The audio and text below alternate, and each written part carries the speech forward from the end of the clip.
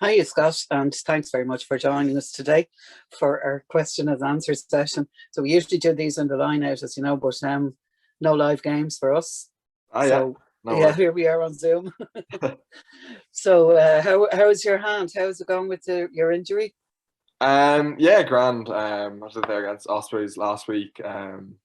Not too bad, but it's just annoying missing this week, missing the big game. Oh, I know, the big final.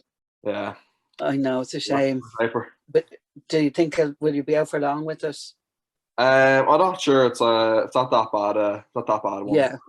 Like it could have been a lot worse. So Yes. Yeah. hopefully not too long. That's good. So we're just going to just run over a couple of things and jump in whenever you want. But just when you were starting off, like I know you're only 21 now, what? Yeah, Only a youngster. So yeah, you starting off, was it more Gaelic you were into in school before the yeah. rugby took Well, over? I would have played a lot of Lands and Minis. Like probably would have started that when I was about six. But I live in Slorgan, so it's a big Kilmacud Croaks club So there. Kilmacud Crokes, of course. That's my local, and then I went to Yes. St. Lawrence's Boys National School, which is just down the road from me. So that'd mainly be Gaelic and hurling as well. So like Right. up until I actually got to Michael's in first year, I would have been probably preferring Gaelic and hurling. Right. Wouldn't have really had an interest of pursuing a career in it until I actually got to Michael's. And then just took up the rugby. Was it a sort of a natural progression? Yeah, no, sure. Like I've always been playing rugby for Lanza, but then I kind of when I got into Michael's, I started taking it a lot more seriously. It was a big jump from club rugby, obviously, and from minis. Yes, yeah, and it's often like a lot of people like in rugby now have a GAA background. It seems to help out, doesn't it? Yeah, exactly. Sure, it's good. They're all the sports in that age is good for hand-eye coordination. So all Yes, kind of helps each other. yeah, and I believe like then Sean O'Brien was a bit of a mentor to you, wasn't he, when you were starting off? Yeah, he was here for the first year or two when I was in. So yeah, it was obviously would have looked up to him like growing up watching him play for Lions and Ireland, etc. So it's great like actually get to know him and get to learn a lot of off him, like a lot of stuff off him. He'd help me look down at games. He'd look games at me and kind of tell me where I'm going wrong, what I'm doing good. So it was nice having there. And That's obviously, brilliant. So when he was recovering like from his hip injury, he was able to spend time mentoring some of the guys. yeah, especially like I think Stu said to him, just have a look out for the young lads, let them know where they can improve. And I think obviously he was out injured for a lot of the last few months that he was. Yes, of course. But It's it's still a great, great like like to with sort of the play club. with somebody you've looked up to or to get that information from them. Yeah, exactly. So I think he's one of the best sevens as I've been. So it's obviously great to learn off him. And then when you were starting off, just on your first trial, when they took in some people from the Leinster Academy, the Sub Academy, I believe did you get a bit pulverised there with Ty Furlong and a few of them when they were Yeah, no, used as target practice? it was a bit of a shock to the system. Sure, I was only a few months out of school when I actually got my first cap, so it was a big step up straight from school, and then played the Celtic Cup there. What was it, September, October for that year, and then November kind of made my debut. So it was kind of jump from one stage and then jump another stage again. So it was a bit of It a was a shock. huge jump, wasn't it? Yeah, big change in standards and Yeah, big time. the Like, level of play. physicality is a lot different than right for school rugby. And did they use you as target practice so when you started just in training? Sorry. I believe I was reading somewhere you said you felt like a scrum pad at one stage just being used as target practice when you started. Yeah, exactly. I think when you're that young, like, the lads they just bully around and show you who's boss, basically. Yeah, oh God, yeah, they'd have to, I suppose. But so when did you then, was it just then that you sort of decided, well, yeah, this is rugby for me? And Like I adapted pretty quick to it. I managed to pick up a few games there in my first year, so I was still getting used to it up until really about this year. But yeah, I enjoyed all my rugby. did you find like a big difference between, say, the under 20s international and then, say, Leinster seniors? Yeah, like the lads are playing for Leinster, playing against the other professional teams. Like it's yeah, they're just a lot bigger and a lot more experience and all. Yeah. Like the 20s, like obviously the standard's very high and it's really And physical. you're on the younger end of most of them, I suppose. Yeah, exactly. Like you're still really good standard 20s, but they're just not as big. So you're not really Yeah. not as sore as after games as you would be for the Leinster games. That's it. Yeah.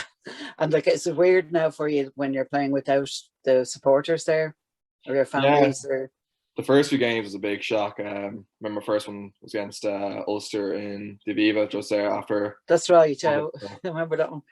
It was weird. It kind of almost felt like it started like kind of almost felt like you're just in a training match, something like that. Yeah. It was weird. Kind of you have to kind of create your own energy. You don't have the fans there to kind of excite you and get you up for the game. But yeah, no, I think we've adapted it after a few months anyway. And that definitely, you do definitely find like a benefit from the supporters being behind you. And yeah, no, definitely, especially like yeah, in those last 20 minutes when you're gas, you kind of get let the fans get you through the game. They kind of give you a bit of extra energy, and I think that's something we might have been lacking in a few games. Yes, yeah, I know. It does make such a difference, doesn't it, in the end? But what do you think now of the proposed Rainbow Cup coming up? Yeah, should be a good one. Haven't had too much chance to play against South African teams, so something different. They're obviously very big lads, all the South Africans. So no, I think it'll be a good experience for all the young players in particular who. Yeah, they play a different style altogether, don't they? So yeah, they play good rugby. They're good hand skills. So I think it'll be really exciting to watch.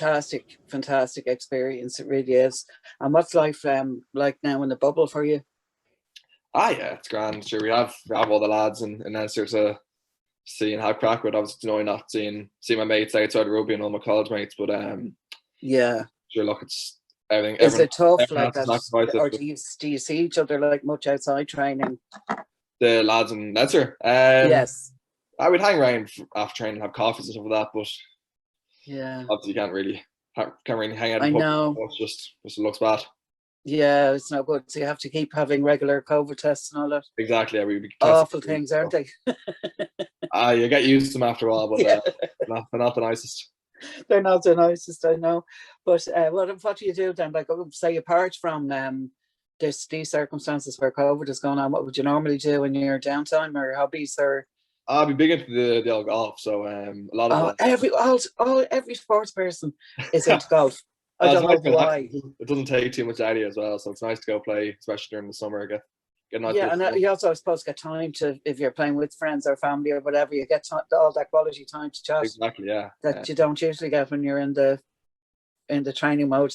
Exactly, it's a nice way to switch off, and you can't just be focusing on rugby 24/7. You need to switch off moment. So either. And have you a good handicap, or what's it like? I'm alright. To be off about 15. That's good. An average, yeah. It's about average. It's very good. There's a few better lads on the team now. Baird would be a very good golfer. Who is? Ryan Baird would be a very good golfer. Oh, is he? So what does he play off? I think he's off 8 or 9, maybe. Oh, right. Okay. So he's a few single figures on the team. He's the main man. And you have, I just say there as well, you have you've played half the amount of games as Jordan Larmour and you've scored twice the points. So you can slag him about that. Exactly. Yeah. Just looking at it. The tries probably look a bit better than my pick and goes, but the what? His tries probably look a bit better than my pick and go guys. Oh yeah, no, that adds up now. But what else do you do? Do you like have Netflix favorites, or are you TV programs, music, whatever? Yeah, I'm studying commerce in UCD, so that kind of takes a very good time.